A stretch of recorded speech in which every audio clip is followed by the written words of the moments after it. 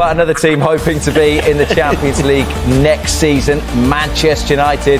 It was a topsy-turvy game at the Tottenham Hotspur Stadium on Saturday lunchtime before Matthijs de Ligt earned Ruben Amorim's side a vital point right at the end.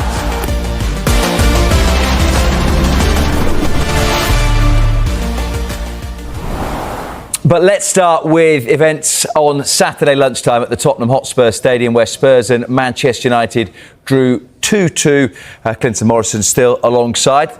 Who do you think will feel better at the end of that game?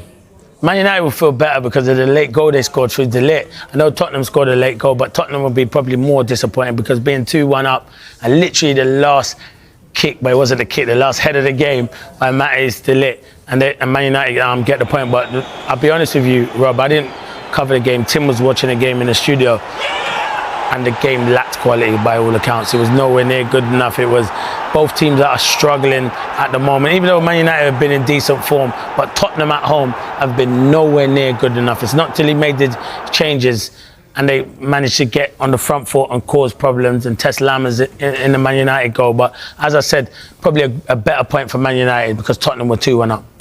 They met in the Europa League final, 171. And it showed that quality. That was the same quality. Well, who do you think's made more progress since then? Oof.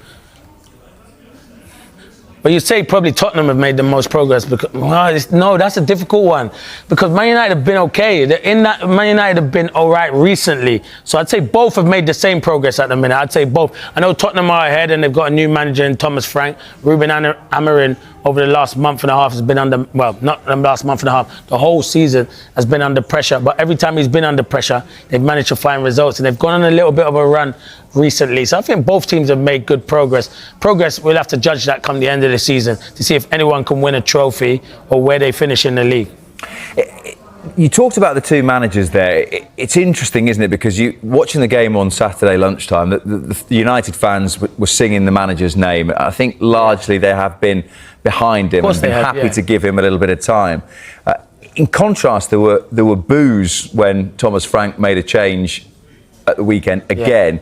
Yeah. Do you get the sense that the frustration for Spurs fans, or one of it's just this home form is awful at the moment? Yeah, it is. And it must be hard to play there for the players, but that's why you pay good money to be a footballers to entertain, and the home fans pay their hard-earned money and they can voice their opinion. Their opinion might not always be right, but they'll think it's right. And I think it was Xavi Simons who came on and I mean come off. They didn't want to come off and Mathys Tel come on, but then Tel goes and scores the goal. So Thomas Frank, I think he does know what he's doing at times, majority of the time. I think he's gone in there and done well. The thing with Tottenham is not going to be the football that they expected because Thomas Frank's not that kind of manager. We saw what he did at Brentford. They're hard to beat, they're a threat from set pieces, and they get wins, and that's how it is. So if they thought Thomas Frank coming in was going to be attractive football, it's not going to be like that. But he knows Thomas Frank because he's a very, very good manager and it's someone who I've got a lot of time and respect for, that he has to be successful at Tottenham and they have to start winning home games because performances like on the weekend, then that's not going to cut with these Tottenham fans because they voice their opinion, Rob. The thing about playing at home then, I guess it becomes a bit of a vicious circle that you keep not winning and then the fans get more frustrated, rightly so. Yeah. But then the players look forward to it even less because they know that it's going to turn quicker than it did the week before if you can see the goal again. Yeah, of course it is. It's difficult, but football is It's probably one of the best sports there is to play football, and it's one of the best jobs to do is to be a professional footballer. If you can't take criticism, don't play the game because, as I said, these people have paid their money, and not always are fans, right? Many a times, I'd voice my opinion with fans if I thought the treatment wasn't good. But at the back of your mind, you've got to realise these are fans. They'll support you when it's going well. When it's not going well, they'll tell you when it's not going well. At the moment, at home, it's not going well. They're voicing their opinions. It was the same when they played Chelsea a few weeks ago. Nowhere near good enough. Chelsea by far miles better than Tottenham. And your home form is meant to be your fortress where you go. Teams don't want to come to Tottenham, but it looks like teams like to come to Tottenham because they think we maybe can get a result, and that's not good at the moment.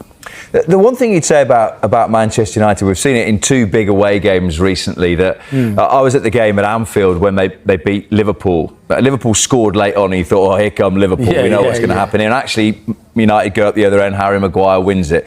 Saturday, they go 2-1 down. They're playing with 10 because Benjamin Seschko's had to come off. And then they go and find themselves an equaliser. So that two games that tells you a little bit about the mentality that Ruben Amorim's got in there. No, great mentality. Listen, I don't think we'll say Man United have turned the corner, but it's progress, and that's the biggest thing you can do with Ruben Amorim. And to be fair, I'm telling you, they had a great chance, Šeško, when he went through and he let Mickey van der Ven come back at him. So they have got a centre forward who was low on confidence and then went off injured.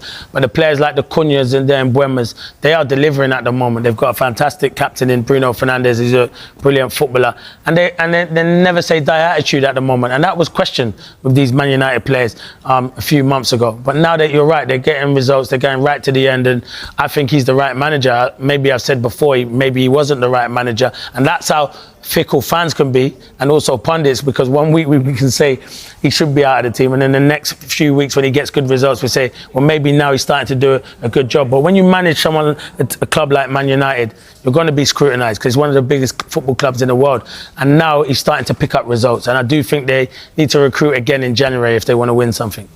In what position?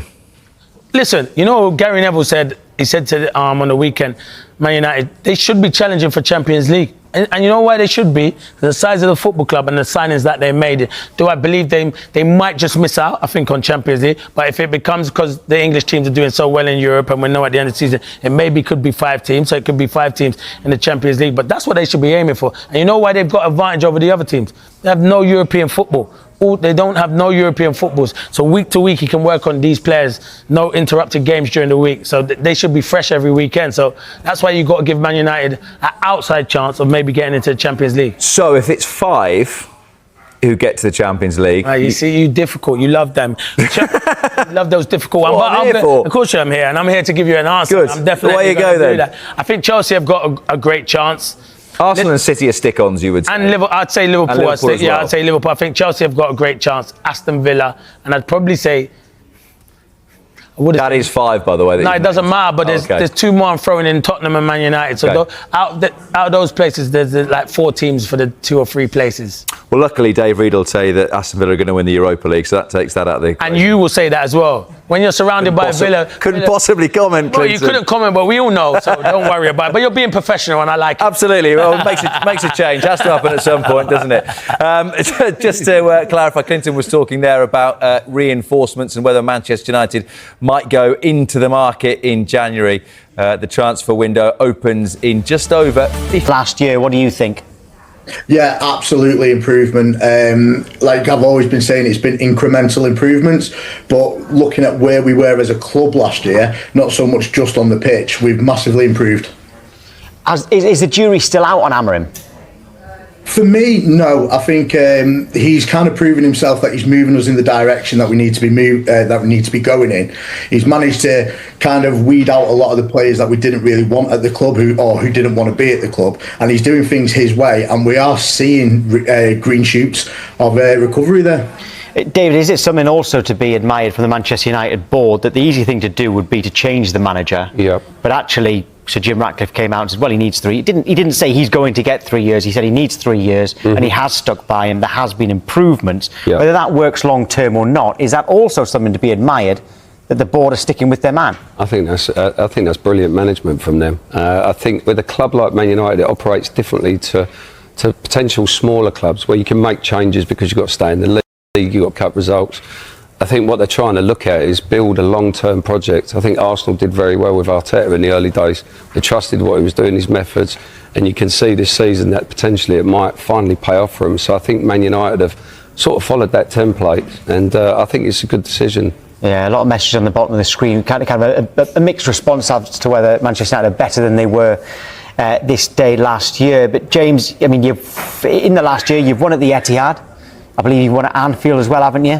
But you've also lost to Grimsby. How are you going to get that sort of consistency and have the highs outweigh the lows? I think long term the highs will outweigh the lows, but yeah, that Grimsby night at Grimsby was a bit of a low point.